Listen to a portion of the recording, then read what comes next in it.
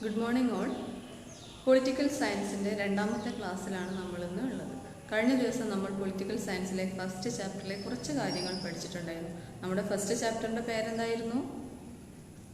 രാഷ്ട്ര നിർമ്മാണത്തിലെ വെല്ലുവിളി എന്ന ഈ ചാപ്റ്ററിൽ നമ്മൾ ഇന്ത്യക്ക് സ്വാതന്ത്ര്യം ലഭിച്ചതിന് ശേഷം നേരിട്ട പ്രധാനപ്പെട്ട ബുദ്ധിമുട്ടുകൾ എന്തൊക്കെയാണെന്നാണ് നമ്മൾ കഴിഞ്ഞ ദിവസം പഠിച്ചത്. പ്രധാനമായും 3 വെല്ലുവിളികളായിരുന്നു. അതിലൊന്നാമത്തെ വെല്ലുവിളി ഒരു ഏകീകൃത രാഷ്ട്രത്തിന് രൂപം നൽകുക, പിന്നെ India as A United nation. അതുപോലെ എസ്റ്റാബ്ലിഷ്മെൻറ്റ് ഓഫ് ഡെമോക്രസി, ജനാധിപത്യം സ്ഥാപിക്കുക. മൂന്നാമതായിട്ട് നമ്മൾ പഠിച്ചു ensure the welfare of all the sections of the society, സമൂഹത്തിലെ എല്ലാ വിഭാഗം ജനങ്ങളുടെയും ക്ഷേമവും വികസനവും ഉറപ്പുവരുത്തുക. എങ്ങനെയാണ് ഏകീകൃത രാഷ്ട്രത്തിന് രൂപം നൽകിയത്, എന്തൊക്കെ ബുദ്ധിമുട്ടുകളാണ് നേരിട്ടത്, ഇത് നമ്മൾ വിശദമായി പറയാമെന്ന് പറഞ്ഞിട്ടുണ്ടായിരുന്നു. അതാണ് നമ്മളിന്ന് പഠിക്കുന്നത്. ഇന്ത്യ എന്ന് പറയുന്ന ഒരു രാഷ്ട്രത്തെ ഒരു ഏകീകൃത രാഷ്ട്രമാക്കി മാറ്റുമ്പോൾ പ്രധാനമായും 3 വെല്ലുവിളികൾ നേരിടേണ്ടി വന്നു. അതിലൊന്നാമത്തെ വെല്ലുവിളിയായിരുന്നു ഇന്ത്യ വിഭജനം, അല്ലെങ്കിൽ the partition of India. Muhammad Ali ജിന്നയുടെ നേതൃത്വത്തിലുള്ള മുസ്ലിം ലീഗ് കൊണ്ടുവന്ന ദ്വിരാഷ്ട്ര സിദ്ധാന്ത പ്രകാരമാണ് ഇന്ത്യ വിഭജനം ഉണ്ടായിട്ടുള്ളത്. എന്തടിസ്ഥാനത്തിലാണ് ഈ ഇന്ത്യ വിഭജനം, എന്താണ് ദ്വിരാഷ്ട്ര സിദ്ധാന്തം എന്നൊക്കെ നമ്മൾ കഴിഞ്ഞ ക്ലാസ്സിൽ പറഞ്ഞിട്ടുണ്ടായിരുന്നു. എ കൺട്രി ഓഫ് 2 people, ഏതൊക്കെയാണ്? 1 Muslims, other Hindus. Therefore, they cannot live together. ഈ തിയറി പറഞ്ഞത് ഇന്ത്യയിൽ ഹിന്ദുക്കളും മുസ്ലിങ്ങളുമാണുള്ളത്, അതുകൊണ്ട് ഇവർക്ക് ഒരിക്കലും ഒരുമിച്ച് ജീവിക്കാൻ കഴിയില്ല. അതുകൊണ്ട് തന്നെ മുസ്ലിങ്ങൾക്ക് മാത്രമായി പാകിസ്ഥാൻ എന്ന പേരിൽ ഒരു രാജ്യം വേണമെന്ന് ആവശ്യപ്പെട്ടു. അപ്പോൾ ഈ മുഹമ്മദ് അലി ജിന്നയുടെ നേതൃത്വത്തിലുള്ള മുസ്ലിം ലീഗ് കൊണ്ടുവന്ന ദ്വിരാഷ്ട്ര സിദ്ധാന്ത പ്രകാരമാണ് ഇന്ത്യ വിഭജനം നടക്കുന്നത്. എന്തടിസ്ഥാനത്തിലാണ്? മതം, അല്ലേ? On the basis of religious majority. India വിഭജനം നടക്കുന്നത് on the basis of religious majority, മതത്തിന്റെ അടിസ്ഥാനത്തിൽ, മതഭൂരിപക്ഷ പ്രകാരമാണ് ഇന്ത്യയെ വിഭജിക്കാൻ തീരുമാനിക്കുന്നത്. അപ്പോൾ ഈ ഒരു ഇന്ത്യ വിഭജനം എന്ന് പറയുന്നത് വളരെ പെട്ടെന്നുണ്ടായ ഒരു തീരുമാനമൊന്നുമല്ല.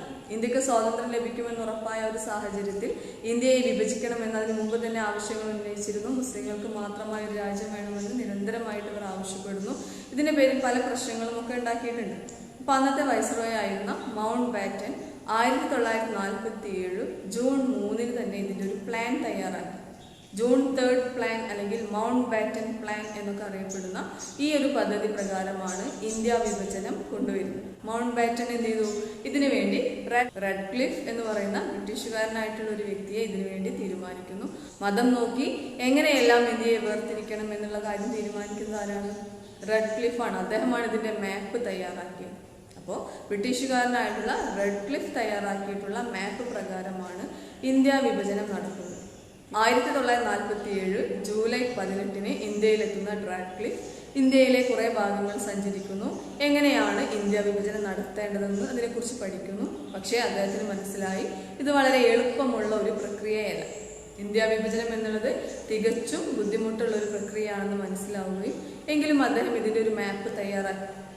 അതിന് മതത്തിന്റെ അടിസ്ഥാനത്തിൽ വിഭജിക്കുമ്പോൾ ഒരുപാട് ബുദ്ധിമുട്ടുകളും വെല്ലുവിളികളും പ്രശ്നങ്ങളും നേരിടേണ്ടി വന്നിട്ടുണ്ട്. പ്രധാനമായും 4 തരത്തിലുള്ള പ്രശ്നങ്ങളാണ് ഇതിന് നേരിട്ടത്. ഏതൊക്കെയാണ് നമുക്ക് നോക്കാം. അതിലൊന്നാമത്തെ ബുദ്ധിമുട്ടായിരുന്നു no Muslim belts found anywhere in British India. അതായത് ബ്രിട്ടീഷ് ഇന്ത്യയിൽ കൃത്യമായി മുസ്ലിംസ് മാത്രം തിങ്ങി നിറഞ്ഞ് താമസിക്കുന്ന പ്രദേശങ്ങൾ കണ്ടെത്തുക എന്നുള്ളത് ബുദ്ധിമുട്ടായിരുന്നു. എന്തിന്റെ അടിസ്ഥാനത്തിലാണ് ഈ രാഷ്ട്രങ്ങളെ വിഭജിക്കുന്നത്? മതത്തിന്റെ, അല്ലെ? അപ്പൊ മതത്തിന്റെ അടിസ്ഥാനത്തിൽ വിഭജിക്കുമ്പോൾ ഏറ്റവും കൂടുതൽ മതഭൂരിപക്ഷമുള്ള പ്രദേശങ്ങളെ കണ്ടെത്തും. അങ്ങനെ നോക്കുമ്പോൾ ഇന്ത്യയിൽ മുസ്ലിങ്ങൾ മാത്രമായി മെജോറിറ്റി ആയിട്ട് താമസിക്കുന്ന പ്രദേശങ്ങൾ കണ്ടെത്തുക എന്നുള്ളത് വളരെ ബുദ്ധിമുട്ടുള്ള ഒരു കാര്യമായിരുന്നു. അപ്പോൾ ഒന്നാമത്തെ ബുദ്ധിമുട്ട് no belt of Muslim majority was found anywhere in British India.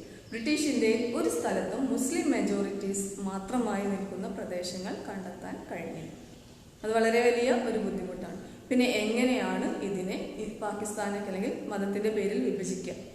അപ്പം ഇതിനു വേണ്ടി ഒരു സൊല്യൂഷൻ കണ്ടെത്തിയത് ഇന്ത്യയുടെ ഈസ്റ്റ് ഭാഗത്തും വെസ്റ്റ് ഭാഗത്തും ഓരോരോ പ്രദേശങ്ങളാണ് മുസ്ലിം മെജോറിറ്റി ഉള്ളതായിട്ട് കണ്ടെത്തിയത്. ആ പ്രദേശങ്ങളെയും ഒരുമിപ്പിച്ച് ചേർത്തുകൊണ്ട് പാകിസ്ഥാൻ എന്ന പേരിൽ പുതിയൊരു രാഷ്ട്രമാക്കാൻ തീരുമാനിച്ചു. വെസ്റ്റ് ഭാഗത്തുള്ള പ്രദേശം വെസ്റ്റ് പാകിസ്ഥാൻ എന്നും ഈസ്റ്റ് ഭാഗത്തുള്ള പ്രദേശം ഈസ്റ്റ് പാകിസ്ഥാൻ എന്ന പേരിലാണ് 2 പ്രദേശങ്ങളെയാണ് പാകിസ്ഥാനിലാക്കി തിരിച്ചത്. ഓക്കെ, ഇനി രണ്ടാമത്തെ പ്രശ്നം, not all Muslim majority areas wanted to be in Pakistan. അതായത് മുസ്ലിം മെജോറിറ്റി ഉള്ള എല്ലാ പ്രദേശങ്ങളും പാകിസ്ഥാനിലേക്ക് പോകാൻ തയ്യാറല്ലായിരുന്നു. പ്രത്യേകിച്ചും അത് നോർത്ത് വെസ്റ്റേൺ ഫ്രോണ്ടിയർ ഏരിയയിലെ അതിർത്തി ഗാന്ധി എന്നറിയപ്പെടുന്ന ഖാൻ അബ്ദുൽ ഗാഫർ ഖാന്റെ നേതൃത്വത്തിൽ അദ്ദേഹം ഒരിക്കലും പാകിസ്ഥാനിലേക്ക് പോകില്ല, ഈ പ്രദേശം പാകിസ്ഥാന് വിട്ടുകൊടുക്കില്ല എന്ന് പറഞ്ഞുകൊണ്ട് പ്രക്ഷോഭം ആരംഭിച്ചു. പക്ഷേ നിർഭാഗ്യവശാലെങ്കിൽ അദ്ദേഹത്തിന്റെ ആ ഒരു പ്രക്ഷോഭമൊന്നും വകവെക്കാതെ പിന്നീട് ആ പ്രദേശം പാകിസ്ഥാനിലേക്ക് കൂട്ടിച്ചേർക്കപ്പെട്ടു. ഇനി മൂന്നാമത്തെ ബുദ്ധിമുട്ട് നോക്കാം. പഞ്ചാബ് ആൻഡ് ബംഗാളാണ് ഏറ്റവും കൂടുതൽ മുസ്ലിം മെജോറിറ്റി ഉള്ള പ്രദേശമായി കണ്ടെത്തിയ രണ്ട് പ്രദേശങ്ങൾ. അപ്പൊ ഈ പഞ്ചാബ് ബംഗാളിലും മുസ്ലിംസ് അല്ലാത്ത ഒരുപാട് ആളുകൾ തിങ്ങി നിറഞ്ഞ് താമസിക്കുന്ന പ്രദേശമുണ്ടായിരുന്നു. അവിടെ ഹിന്ദുസ് ആയിരുന്നു മെജോറിറ്റി. അപ്പൊ എങ്ങനെയാണ് ഈ പ്രദേശത്തെ പാകിസ്ഥാനിലേക്ക് മാറ്റുക? അതും വളരെ ബുദ്ധിമുട്ടായിരുന്നു. അപ്പൊ അതിനുവേണ്ടി ഒരു സൊല്യൂഷൻ കണ്ടത് ഈ പ്രദേശങ്ങളെ ജില്ലകളും താലൂക്കുകളുമാക്കി തിരിക്കും. These provinces are divided as districts and taluks. ഈ പ്രദേശങ്ങളെ ജില്ലകളായിട്ടും താലൂക്കുകളായിട്ടും ഡിവൈഡ് ചെയ്യുക. 50% കൂടുതൽ മുസ്ലിംസ് ഉള്ള ജില്ലകളും താലൂക്കുകളും പാകിസ്ഥാനിലേക്ക് കൂട്ടിച്ചേർക്കും. അതായിരുന്നു തീരുമാനം. ഇനി നാലാമത്തെ ബുദ്ധിമുട്ട് എന്ന് പറഞ്ഞിട്ടുണ്ടെങ്കിൽ the problem of minorities on both sides. ഇരുപക്ഷത്തും കുടുങ്ങിയിട്ടുള്ള ന്യൂനപക്ഷങ്ങൾ നേരിട്ട ബുദ്ധിമുട്ടായിരുന്നു നാലാമത്തെ ബുദ്ധിമുട്ട്. ഇന്ത്യയിൽ അകപ്പെട്ടിട്ടുള്ള മുസ്ലിംസ് ആയിട്ടുള്ള ആളുകൾ ഒരുപാട് പ്രശ്നങ്ങൾ നേരിടേണ്ടി വന്നു. അവർക്ക് ആക്രമണങ്ങളൊക്കെ നേരിടേണ്ടി വന്നു. അതുപോലെ തന്നെ പാകിസ്ഥാനിൽ അകപ്പെട്ട ഹിന്ദു ആയിട്ടുള്ളവരും സിഖുകാരായിട്ടുള്ളവരും അവർക്കും ഒരുപാട് പ്രശ്നങ്ങളും അക്രമങ്ങളും ഒക്കെ നേരിടേണ്ടി വന്നു. അപ്പോൾ 4 പ്രധാനപ്പെട്ട ബുദ്ധിമുട്ടുകളാണ് ഈ ഒരു ഇന്ത്യ ഇന്ത്യയെ വിഭജിക്കുമ്പോൾ നേരിടേണ്ടി വന്നിട്ടുള്ളത്. ഒന്നാമത്തേത്, നോ വെറ്റ് of Muslim majority was found anywhere in British India. British ഇന്ത്യയിൽ ഒരിടത്തും മുസ്ലിം മെജോറിറ്റി ഉള്ള അല്ലെങ്കിൽ മുസ്ലിം ഭൂരിപക്ഷമുള്ള പ്രദേശങ്ങൾ വ്യക്തമായി കാണാൻ കഴിഞ്ഞിരുന്നില്ല.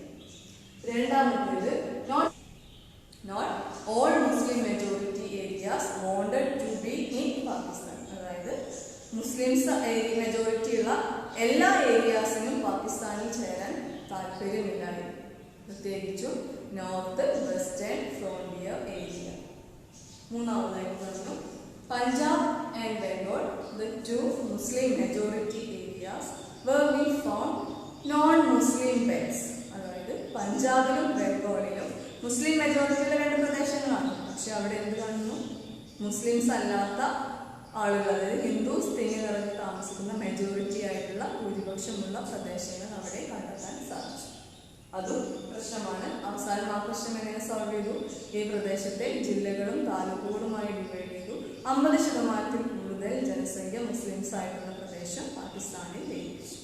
ഇനി നാലാമത്തെ പ്രശ്നം എന്ന് പറഞ്ഞാൽ അതിർത്തിക്ക് ഇരുവശവും അല്ലെങ്കിൽ ഇന്ത്യയിലും പാകിസ്ഥാനിലും അകപ്പെട്ട ന്യൂനപക്ഷങ്ങൾ നേരിട്ട അക്രമങ്ങളും വെല്ലുവിളികളും പ്രശ്നങ്ങളും ഒക്കെയാണ്. ഇപ്പോൾ ഇന്ത്യ വിഭജനം എന്ന് പറയുന്നത് വളരെ എളുപ്പത്തിലുള്ള ഒരു പ്രോസസ് അല്ല എന്നൊക്കെ മനസ്സിലായി ഇല്ലേ? ഇനി എന്തെല്ലാമാണ് ഈ ഇന്ത്യ വിഭജനത്തിന്റെ പ്രത്യാഘാതങ്ങൾ എന്ന് നോക്കാം.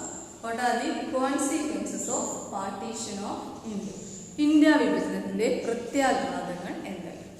ഇന്ത്യയെ മതത്തിന്റെ പേരിൽ വിഭജിക്കുമ്പോൾ നേരിട്ട പ്രധാനപ്പെട്ട ഒരുപാട് ബുദ്ധിമുട്ടുകളുണ്ട്, അല്ലെങ്കിൽ ഒരുപാട് പ്രത്യാഘാതങ്ങൾ ഉണ്ടായിട്ടുള്ള ഒരു സംഭവമാണ്. അതിൽ പ്രധാനപ്പെട്ട ചില പ്രത്യാഘാതങ്ങളെ കുറിച്ചാണ് നമ്മൾ ഇനി പഠിക്കാൻ പോകുന്നത്. നോക്കാം. ഒന്നാമത്തെ പ്രത്യാഘാതം, Lahore, Calcutta, Amritsar were became communal zones. Lahore, Calcutta, Amritsar were became communal zones. Lahore, Calcutta, Amritsar മുതലായ പ്രദേശങ്ങൾ വർഗീയ കേന്ദ്രങ്ങളായി മാറി. എന്തിന്റെ അടിസ്ഥാനത്തിലാണ് രാജ്യത്തെ വിഭജിക്കുന്നത്?